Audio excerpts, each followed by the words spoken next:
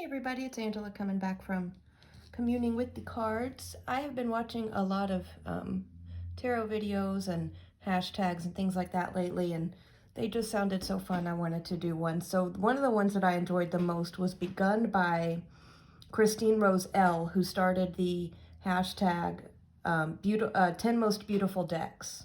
I think it was 10, 1, 2, 3. Yeah, 10 most beautiful decks. So this is my video response to her. Most of the decks I'm going to show, all of the decks I'm going to show you've probably already seen before, but I do want to talk through like why I think they fit each category. It was really, really fun for me to go through some of my stuff, and especially a few of the ones that I haven't worked with for a while. Today I am accompanied by Serpentine and Clear Quartz because I'm just feeling those two today. So let's get started. The first category for this VR is most beautiful in design. So for that one, I actually chose an Oracle deck. And I chose the Dirt Gems Oracle. This one, I'm not sure how long it's been out, but it's been all over YouTube lately. I absolutely love this. It doesn't speak, it sings. It's so good. And one of the things that I love most, well, I love everything about this, let's just be real, but the guidebook itself, I just totally slammed it, sorry for that. The guidebook itself would totally be like a standalone book on my shelf. It's that good. It's so beautiful. You get a write-up, well, you get a photo of every card, and then you get kind of a little key phrase, and then a write-up on it that is absolutely beautiful. The cardstock is lovely. I don't know cardstock terminology, but it shuffles like a dream. These are a little bit big for me, for my hands, because I have stupid little child hands. But let me see. I have to split it into a couple smaller piles sometimes, but yeah, I mean, look at that. That is a satisfying shuffle, right? And they overhand really nicely too. So the cardstock is beautiful. One of the things that I love the most about this one, thought I had this kind of sort, yeah, is that a lot of the plants that are represented in this deck are ones that I'm very familiar with and that I work with. So it was so exciting to see that. And the write-ups in the book for the ones that I do use a lot were so spot on. Like it blows my mind. And the way these things, the way that this deck works, pulling multiple cards from the Oracle is beautiful. It pairs beautifully with so many tarot decks that I have, and even other oracles. Toward the end, actually, one of the other tarot decks that I have out is actually a beautiful pair. So when we get done going through my list, I'll show you that one. But holy basil is also known as Tulsi. This is actually a very sacred herb in the Hindu tradition. I love this herb, and it's beautiful. Peppermint, I am obsessed with. I have so much peppermint growing outside in my backyard. It's taking over the whole backyard, and I'm kind of okay with it. Ginger was actually the first card that I pulled when I opened the deck and shuffled it, and I absolutely, it's so good. It's so good.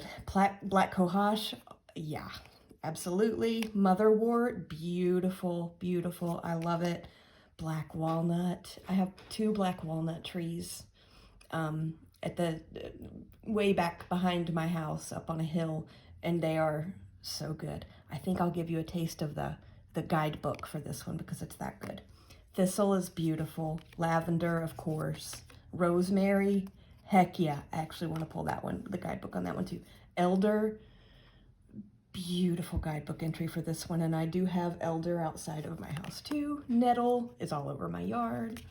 Clary sage, oh, so good. I use clary sage so much, and the guidebook write-up on this thing is spot on for how I've experienced clary sage just by working with it for years. I mean, it's beautiful.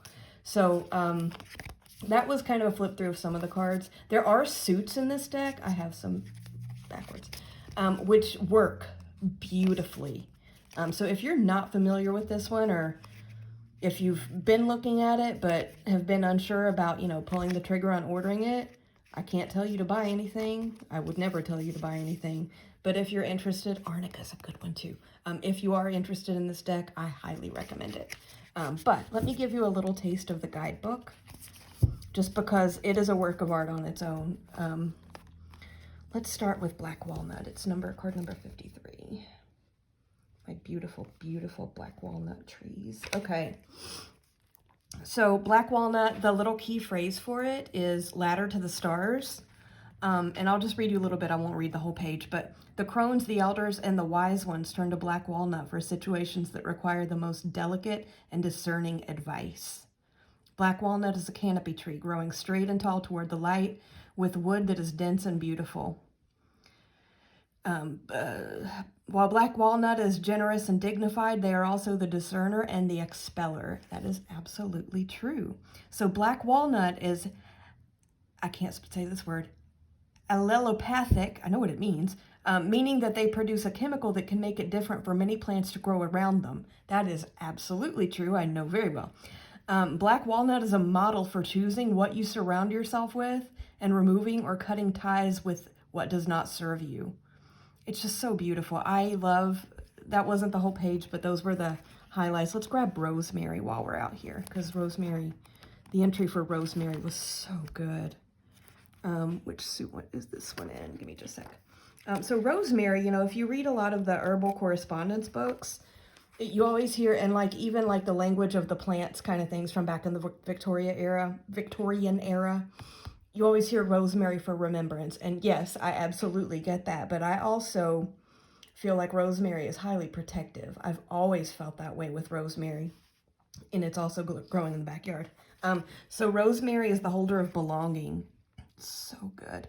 Rosemary is a deep, unconditional, I will cross space and time for you kind of love. Rosemary has a long history of being planted in front of the homes to act as a guardian and a protector for the household and to balance the family's presence within. I'm looking for the highlights here. Often feelings of not being fully incarnated or in our body and soul linger from a time early in our lives when we may have needed to split from our full selves and live only in parts of ourselves. No matter the cause of this fracturing of self, it can leave parts of us out of the conversation with one another. Rosemary helps to build the walls of our personal fortresses, bringing our sense of home and belonging into the very core of our being. That is so beautiful. The sense of home that rosemary can bring is the harbinger of for all of us, that we can build whatever we need to house our desires, our longings, and our sense of place. Absolutely. This deck is a treasure. This is one of my favorite oracle decks in my collection. I love it so much. So that one was my pick for beautiful in design, and it's beautiful in design because I love the cards, I love the guidebook, I love the quality of the cards, I love the meanings of the cards, I love the suits, the way that the deck is actually designed to work together in suits, even though it's an oracle. It's just absolutely beautiful. So that one, Dirt Gems, it's kicking us off. So up next category, most beautiful color palette. So on this one, I actually cheated and chose 2, but it's okay. So my first pick for this one is Line Strider by Ciolo Thompson. This is a mass market deck. I've had it for a very, very long time. I haven't used it in a long time, but after I went through these categories and pulled this one out to look at it, sorry for the glare, it is kind of glossy. I want to pull this out again like immediately. So what I like about the colors in this, it's very watercolor, but there's a lot of white space. And so what I love about this deck, so when I've used this in the past, and again, I can't wait to get it pulled back out. Let's just flip through a few while I chit chat. What I love about this deck is, for me, it always read a little bit on the shadowy side, even though, I don't think you would look at this deck on first contact and think shadow, but it always read very shadowy for me. But I think what made it gentler to kind of work with some of the heavier topics and, you know, things that were a little bit more challenging is all of the white space, because it almost makes me feel like I'm above the situation at a safe distance from what's going on that's challenging, like looking down and just seeing little glimpses of the situation. And it's absolutely beautiful. And what I love, you know, the watercolors, the colors in this are kind of sparse because of all of that white space. But the colors that you do see, they don't stay in the lines, which I love. I mean, that's typical of watercolor, right? But, and then you have the line drawings on top of the watercolor, and I think it just works so, so beautifully. So yeah, let me show you a couple of my favorites from this one. We already went through some of them. I love the King of Swords.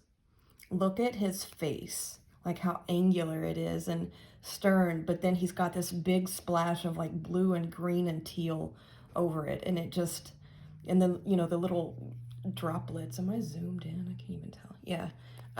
It's just gorgeous. I love it. The Nine of Pentacles. Oh, I always love a good Nine of Pentacles.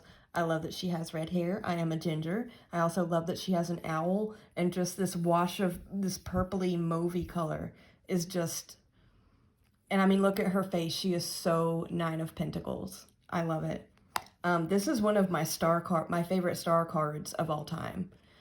And you can see the coloring on this. It's so sparse. It has some vivid, you know, little flashes here and there, but look at the figure's face. Like, I love the eyes. I know that creeps some people out, I've heard, but I love this star card. This Page of Cups is just, oh, I love it. I love the dark cloud at the bottom, and then you kind of get up into like grayish pinks, kind of swirling up, and then you have a hair, and you know, this young lady who's just walking through, looks like almost some unwieldy growth in a forest. It's beautiful. This is also one of my favorite Queen of Swords of all time. Again, her face is very washed out, not a lot. And you have like this grayish brown, like almost muddy color going through here. But then these pops of yellow that just are so, so Queen of Swords. And she has the black, or Queen of Wands, not swords, you guys know. And she has the black cat, which I require in my Queen of Swords cards.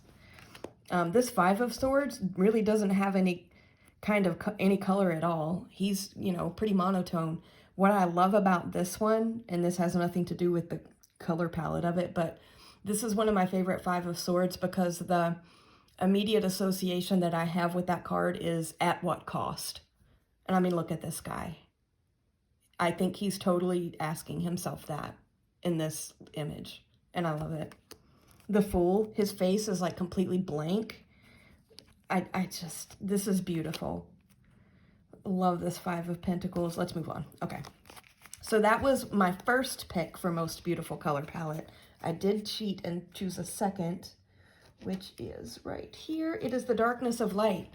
So whereas the Line Strider had a lot of white space, this one does not. It has a lot of dark space with random little pops of color coming in. So if you look at a lot of the deck really, sorry again for the glare, doesn't have much color to it at all. I mean, you could almost classify this as an almost black and white deck, right? But there are these little pops of color, like this Eight of Cups. I always love an Eight of Cups. It's one of my favorite cards in the suit of cups. So the cups back here that she's walking away from, they all have these red, I think they're flowers in them. And then if you look really close, you can see that the grass on this path that she's walking out of is ever so slightly grayish green. And that's just, I love it. Knight of Wands, I love this card. I've gotten this one a lot in readings. You know, he's there. He's in his silver, dark gunmetal armor. But look at the sky. Look at that pink in that sky behind him, and this one really vivid leaf that's sticking out of his helmet. The leaves on this wand that he's holding are gray, but that one is green. And then if you look real close down here in the bottom, you can see these little specks of yellow, like little flowers on the ground, in the grass around him. And it's beautiful. This Four of Wands, again, it's very black and white, very muted.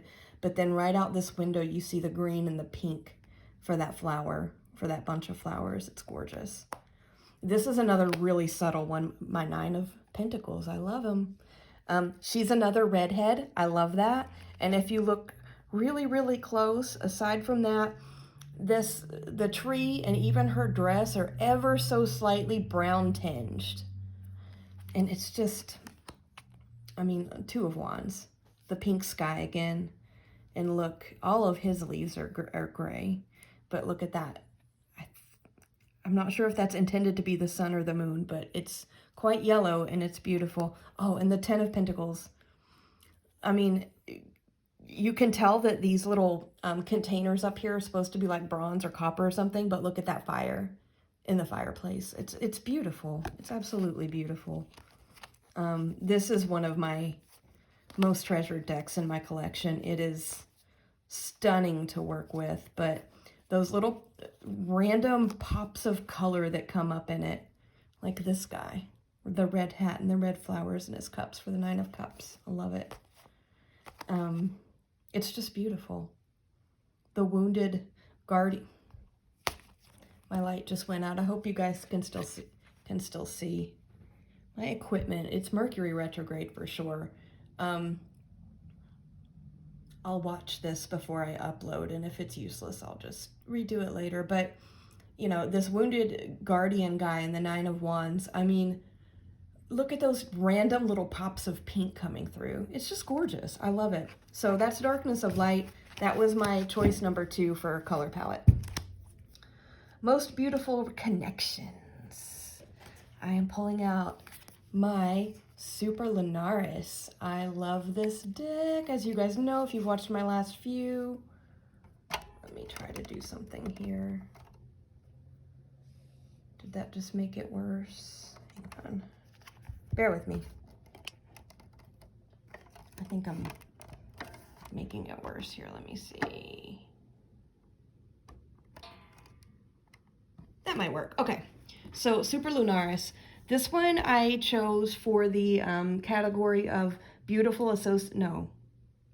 most beautiful connections, because there are some interesting connections in these cards. This is one of the clearest reading tarot decks I own. It's relatively new to my collection, but I am obsessed with it. I love it fiercely. The cards are beautiful. They are super clear readers. But some of them, there are weird connections in here for me. And I'm going to show you a couple. Oh, look at that Knight of Cups. I love him so much. He's wonderful. He's come up for me several times. I think some of the ones I wanted to talk about connection with, I put them at the back. Let me see. Did I even keep... I am the most disorganized human being on earth. Okay, let's just do this one. So this combo came up for me the other day. I'm getting better lighting on this side. So I got let me get the rest of the deck out of the way so we can pay attention to this. So last weekend, I think it was, I got these two cards pulled together. So it's the Knight of Swords, which is stunning, and the Queen of Cups. Love this Queen of Cups. But when I put these down, like they came up, one, you know, this one and then this one beside it. I don't read with spreads. I just pulled, you know, I just throw down cards and read the story. And it, you know, it either clicks or it doesn't. And I'd say a solid 85% of the time it clicks and I know I'm getting what I'm supposed to be getting. If it doesn't, I might just stop using tarot for that day or maybe get another deck or whatever. But anyway, the way this was one of the most powerful stories that I've been told by court cards in a long time. So what I was seeing with just the images from this deck for these two cards is this Knight of Swords is drawing the storm. She is summoning the storm. Look at her. I mean, look at the sky, look at her actions, look at that wind building. She is calling the storm and she is sending it to this Queen of Cups. So by the time it gets to her, she's sending the thoughts and the things that need to be worked on. That was a really terrible way to say that. But anyway, she is sending the storm to the Queen of Cups. By the time this storm reaches the Queen of Cups, it'll start raining. The rain will be collected in her vessel, and she will need to work with that, with whatever was dropped by that storm that was sent to her by the Knight of Wands. Knight of Swords. Goodness gracious, I can't speak today. I don't know if that made sense to anybody else, but it was incredibly powerful to me. It was tied to some, and the message was just in flow with a lot of shadow kind of complicated topics that have been coming up in a lot of my readings lately. It was just beautiful. So I'm just waiting for this Queen of Cups to catch that rain and help me work through everything that she's pushing this way. I just thought that was beautiful. And you guys, if you've watched my last few videos, you know I'm in love with this deck. So I'll just leave it there. Okay, next category. Let me get these out of the way. Next category is Most Beautiful Associations. So for this one, for this prompt, I chose the Pensive Path Tarot by Reese Marin. I love this so much. It's the one, it's like artistic reproductions, but the choices that the creator made for these cards is unbelievable. And you get like the backs of the cards are like an empty frame. It's gorgeous.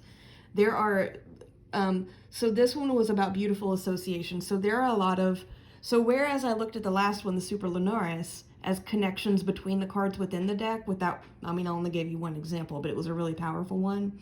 This one, this category is more about associations that I have with individual cards in the deck that kind of automatically flash things into my brain. So, Pensive Path, love it, love it. It's not a new deck, it's not a rare deck, it's pretty easy to get. Ten of Pentacles, this, you can see that this is like a Latino or Hispanic family, but there's something about this figure in the middle, the matriarch in her black dress, just sitting in that chair and everybody else just standing around her. That reminds me of my mom. She was totally a matriarch, and without her, we are a scattered bunch, let me tell you. And there's just something about the actual visual of this lady that absolutely reminds me of my mom. Unfortunately, my mom didn't live long enough to get that gorgeous silver hair, but other than that, yeah, totally. Death, oh my gosh, this is a T.S. Eliot Wasteland moment. I'm not going to recite poetry to you guys, I promise, but if you know, you know. It's, who is that third that walked beside me, or, yeah, anywho. Love it. And in the poem even, they saw footprints in the sand but didn't see the other figure who's here. Oh, this High Priestess. This is one of my favorite High Priestess cards of all time that I've ever seen. I love it so much. This is also a T.S. Eliot Wasteland, kind of, sort of, connection for me. It reminds me, there's an opening to the poem that's in, I don't remember if it's Greek or Latin. No, I think it's Latin, where it's a fragment of an epic poem, I think, from the dawn of written word, right? And it's about the Sibyl of Cumae. And the Sibyl of Cumae was an oracle back in that time. And she was very powerful. She could foretell so many things. She could see destinies, and she was very powerful. People would seek her out for wisdom all the time. And so the gods offered her, you know, a wish, basically, a boon. And she said that she wanted to live for as many years as she could hold grains of sand in her hand. So basically she wanted to live forever, right? So they were like, okay. So she grew old, and she grew old, and she grew old, but what she had forgotten to ask for was to stay young forever. And so she grew old and tired and wrinkled and worn and torn and weathered. And so, you know, after hundreds and hundreds or however many years, I think she was hanging in a cage at the entrance to the city because she was too weak to stand. And there was one day some children were walking by where she was, and they said, Sybil, why are you crying? And she said, I want to die. because the lesson is be careful what you wish for, right? But anyway, that is actually one of the, the opening little quotation at the beginning of The Wasteland. And when I see this figure, I think of the Sibyl of Cumae immediately.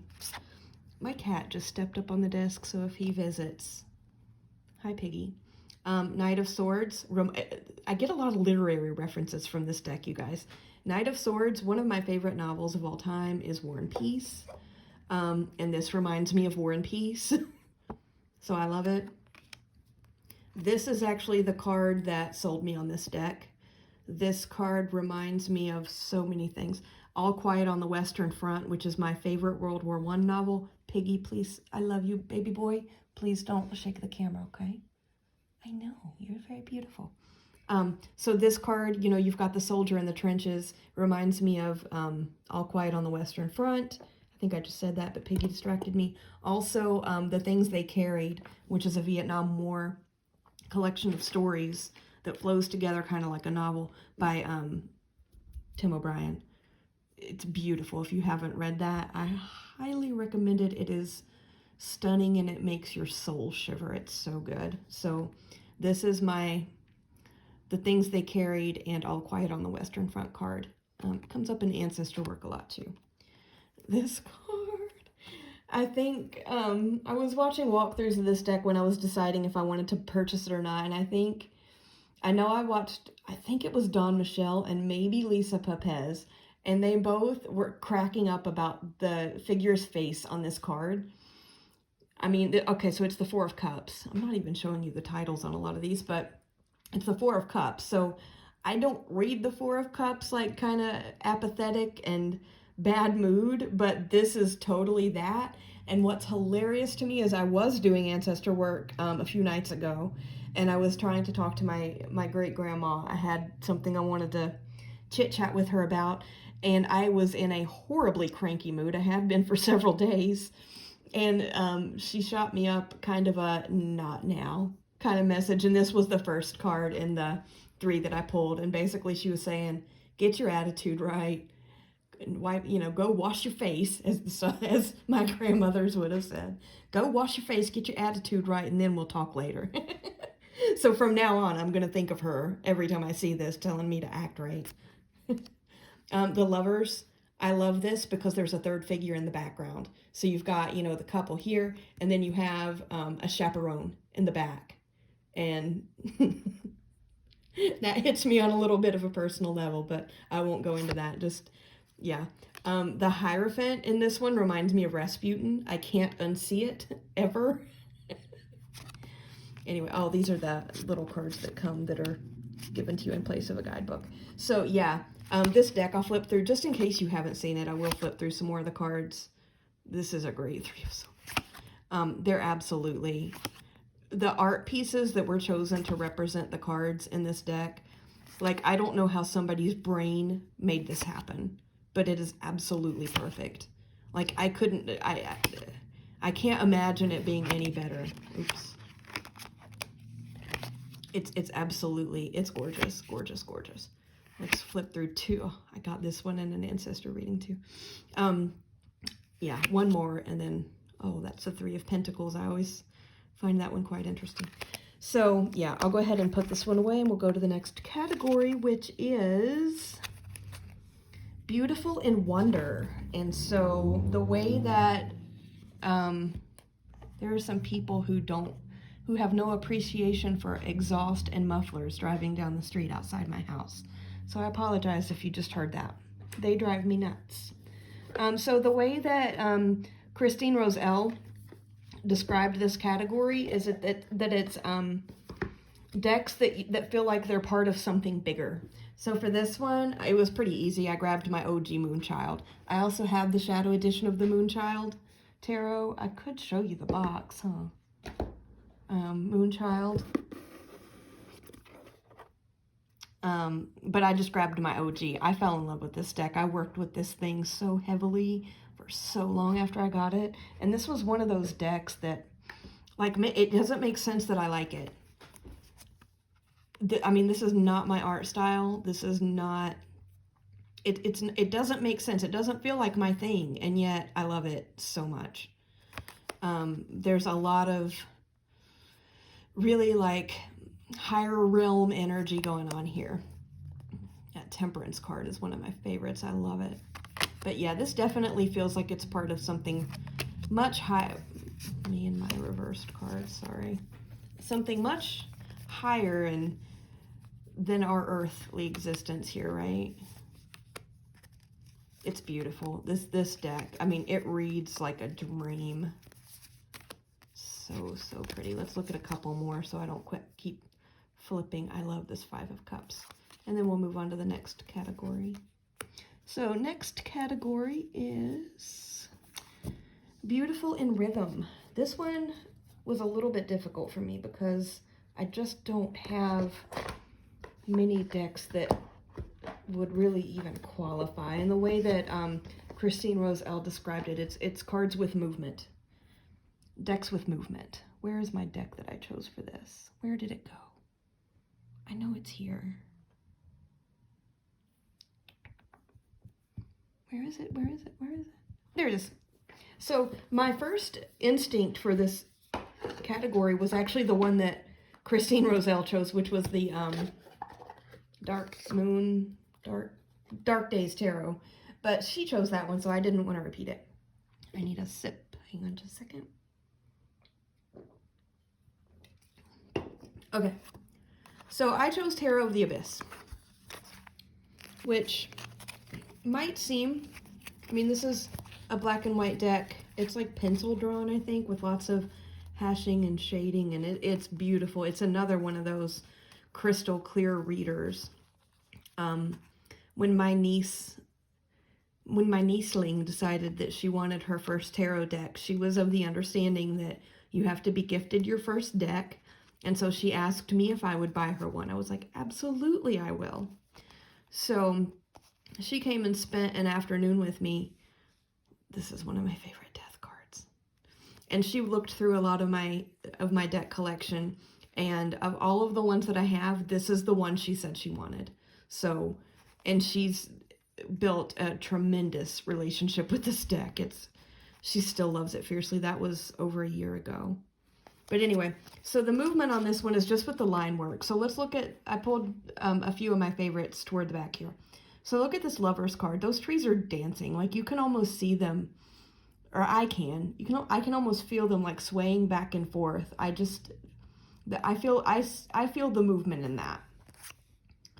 The Ace of Cups, look at this arc of this, sorry.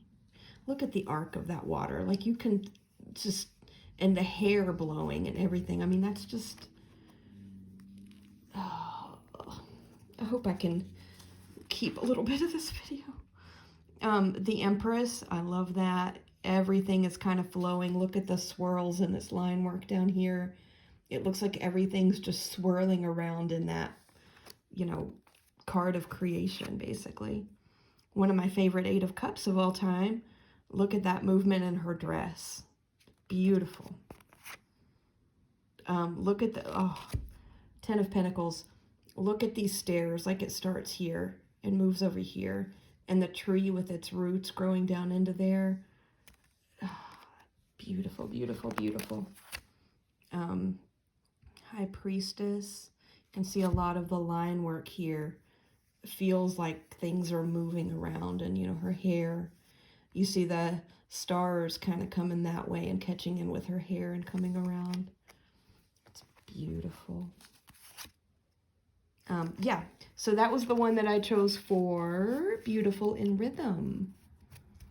Beautiful in Meaning is up next. Let me pull out the deck I chose for it. Where is the deck I chose for it? Good Lord, there is a mess on my desk. Here it is. Okay, so for this one, Beautiful in Meaning was the way that Christine Roselle described it is that it was layers and layers and layers of meaning on certain cards. This was also one that she kind of called a wild card choice, because there's so many ways to interpret that, right? So I chose the Hush Tarot. This is one, I love it. I don't work with it a ton, and I don't know why. After I pulled it out to kind of think through this tarot tag, this hashtag, I want to pull it out again. So this one, I mean, okay, this is I can't see, the Two of Pentacles. We've got our two birds on a limb, a grenade, and the bird has pulled the pin from the grenade. There's a lot to unpack there, y'all. Oh, justice. Okay, okay, I'm going to harken back to another category for just a second. So this one, beautiful association. This card reminds me of 100 Years of Solitude by Gabriel Garcia Marquez. It's a magical realism novel. It's absolutely beautiful. It's the story of, like, oh gosh, it's a very Ten of Pentacles story of this family. So many of them have the same names. You get the characters mixed up over generations because they all have the same name. So you kind of have to read it in one setting. And there's like a huge downfall in this family. And at the end, the last baby is carried away by ants into the jungle. Let's just pause there for a moment. Wow. So yeah, this this justice card, I mean, you got the ants. They look like they're going to carry her away into the jungle, and I totally had my 100 Years of Solitude moment with this. If you haven't read that novel, I highly recommend it. There's a whole thing with ice early on that's just unbelievable. Okay. The Chariot, what I love about this Chariot is that the carousel horse is like broken, and it actually talks about this in the guidebook for this card. When you think about the Chariot card, you know, in general, you think about forward movement, right? Like willpower and forward movement, but your horse is broken here. So let's, you know, that would give you a little something to unpack. Extra layers to kind of peel off as you go through a reading with this deck if you got this card. Two of Wands. So you got your little bird here. I think this is like a broken weather vane. So your Two of Wands is about, you know, starting to plan for action and, you know, for manifestation and for things that you want to go forward and achieve. And he's on a broken weather vane. Love it. This one is it's Judgment. It's Judgment. No, it's not. I'm looking at the titles. I'm trying to look through the screen to see. I'm not looking directly at them, and I don't have on my glasses, and so help me Lord, I need to go to the eye doctor. So this is the I can't even see what that is. It's the Eight of Wands. Excuse me, I'm so sorry. Eight of Wands. Well, this isn't your traditional Eight of Wands, so I think just about anybody would be happy, but what gets me with this one is all the cardinals at the top. Cardinals to me are a representation in the animal and bird kingdom of past loved ones coming to visit and say hi and let themselves be known that they're in your energetic ecosystem, just so you know they're there watching over you. So I thought that was interesting. Sorry, getting a sip. I'm having ginger ale today because it was not hot today at all. It was actually in the 40s, but for some reason I've been very warm today. Judgment. Okay. Judgment I love.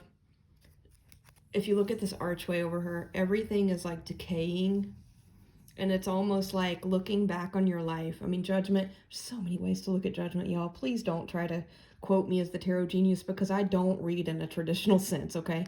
But, you know, looking back, and it's about forgiving yourself. To me, the way that I read Justice is it's about leveling up, but you can't level up until you've really come to terms with the things in your past. And so it's about reviewing choices that you've made, reviewing your legacy, what you've put out into the universe, and forgiving yourself where necessary. Giving yourself grace so that you can put all of that down and ascend to something bigger or to a next step, right? And so I think it's really, really interesting that this figure is looking back and she's seeing, you know, a crumbling representation of her life. I thought that was gorgeous. So anyway, Hush Tarot, it's been all over the place. I'm sure you've seen it. Let's move on to the next category, which is Beautiful and Artfulness. So I cheated on this one, and I actually chose a deck that I do not own, but it's one that I desperately want to own, and it's the Somnia Tarot. That one, I want the photographic edition, not the illustrated one. And that's the one where, you know, all the people are like in shrouds and have sheets over their heads and things like that. So I desperately want that deck, and I'm going to get it soon. I really don't know why. I've wanted it for a very long time, and I need to get it. But that would have been that is my choice for Beautiful and Artfulness. One day I will have it in my greedy little hands, but not today. Beautiful and Haptics is next, and this one is kind of about the feel of the deck. Haptics, hands, right? So I chose Tarot of the Holy Spectrum. I have the ones with the black backs. There's another one, I think it's called the Infinity Edition or something like that, and it has like holographic, super shiny backs. I did not get that one. That is not the one I wanted. So the reason that I chose this one, this is a very luxurious deck, y'all. So let's even just, I'm so sorry. One day, okay, let's start with the box. The box is very simple. It is a black box. It has the infinity symbol on it. It is holographic and kind of pretty, but other than that, it is a black box. You open the box, it is magnetic. It has black holographic stars, Tarot of the Holy Spectrum, created by Chase Voorhees, 2nd edition, 2nd printing, 2022, blah, blah, blah. Not much else going on here. This deck does not have a guidebook. I don't feel like it needs it. So very simple and yet elegant box. The card backs are just matte black. There's nothing to them. The deck is edged in black. Mine has, I think that's probably some chipping. I use this one quite a bit, but it's very simple and yet it's very luxe. The feel of these cards, I don't know what this card stock is, but I know this is a popular deck, so I'm sure you can probably go to Lisa's channel and find out about the card stock. She's like the card stock academic. She's awesome for that. This deck, the shuffling experience with this thing is very, very satisfying. This deck handles like a dream. And then this is actually one of my favorite cards in the deck. It's the High Priestess. And I just love that she's like an outline, an almost transparent outline. And then you just see her pomegranate. They're not shiny at all. They're not matte, but they're also not, the cards aren't, they're also not rose petal. They're not glossy. There's no linen finish on them. They're luxurious. This deck is luxurious and beautiful in its simplicity. And it's a very clear reader. It does not come with a guidebook, which is fine. It's just, look at that death card. It's gorgeous. It's stunning. This is one of my favorite Empress cards of all time. I love it so much. Yeah, this deck is very luxurious. Very luxurious. Everything, the entire experience of using it, from opening the box to shuffling the cards to reading the messages, is just pure luxury. I love this so much. So that is my pick for, which one were we on? Beautiful and Haptics. There's one category left. I will try to hurry through it because I think my battery is running kind of low. So the last one is, the category is called Beautiful and Senses, and it's kind of a deck that appeals to all of the senses, not just, you know, visual. I chose an Oracle deck again, and I chose the Southern Gothic Oracle. Another pretty common one, so I don't, you know, need to flip through all the cards, but I did pull some of my favorites up to the front. This deck is tied to my immediate environment. I am from the South, kind of. So I don't consider myself as much Southern as mountain, but I'm in the Southern Appalachians. So yes, I guess I'm Southern, but the mountain people have their own culture, which is separate from the other Southerners. We're a little sensitive about that. But anyway, I do know a lot of the images in this deck. And so the pine cone. There are some pine cones out there, guys, that when you pick them up, they are prickly and you will hurt yourself and bleed. And when I look at this one, I can feel that. The bottle tree. I can hear these bottles clinking together on these little kind of branches on this structure that they've created to put the bottles on. If you don't know what a bottle tree is, I'll tell you. So basically you have like you can actually use a tree with bare branches too, but you can also make something out of like wire or something like that. And then you take colored empty bottles and place them on there. And the thought is that if there are any tricky kind of trickster spirits lingering around your home, they'll be intrigued by the colored bottles, and that also the light shining off of the glass bottles, and so they'll go over to check them out and they'll get trapped inside the bottles, and so you won't be disturbed by them. So yes, I can hear the glass clinking together on this bottle tree. The hurricane lamp, I actually use hurricane lamps a lot during storms when our power goes out, so I can see and I can hear a little bit of the crackle. Mine crackles a little bit. I probably need to replace the wick, but also this is kind of a cheat because it's a visual, but I can see the shadows cast all around the room that look very exaggerated by this hurricane lamp in a very dark room with, when it's dark outside. It's beautiful. It's really a very liminal time when this comes out during power outages. The mason jar, again, I can hear the clink of the glass. I use mason jars for all kinds of stuff. The crossroads, this is like a sixth sense kind of thing to me, because when you get to a crossroads, there is a very different kind of energy. And I'm not talking about a street intersection, Main Street crossed with 3rd Avenue. I'm not talking about that. I'm talking about if you're like hiking, or if you're going down a dirt path, or if you're out in the middle of nowhere and you come across a crossroads, you're probably going to know and feel that you're at a crossroads, because everything feels a little off kilter. Things feel heavy, and yet they also feel very light. And it's a very, very strange sensation. It's a very liminal feeling. Like there's something very foreboding about the feeling when you come upon a crossroads. So I can feel that one. The bayou, I can feel the humidity and the stagnancy and the heaviness. Blackberries, I can feel the thorns when I look at this card.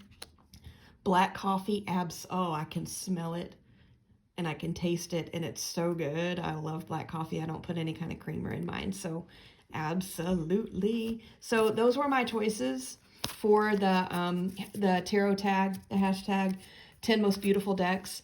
I'm so grateful to Christine Roselle for this tag, because it was so much fun to go through my decks and pull out a few that I really haven't used in a while, like the Line Strider and the Hush Tarot and the Tarot of the Abyss. It was really fun to kind of go through my collection and pull out more pairs. I don't think I have enough battery left to show you the pairing of Dirt Gems and Tarot of the Holy Spectrum, but just trust me that these two, that was a bad choice to grab that High Priestess. These two read beautifully together. They are stunning, and they're also aesthetically pleasing, which is rare for my combos. So highly recommended if you have both decks. Check that out. So I appreciate you guys listening to me ramble a little bit. I had a lot of fun with this one. So if you're still here, thank you, thank you, thank you. Have a good weekend, and I'll be back in the foreseeable future. Bye-bye.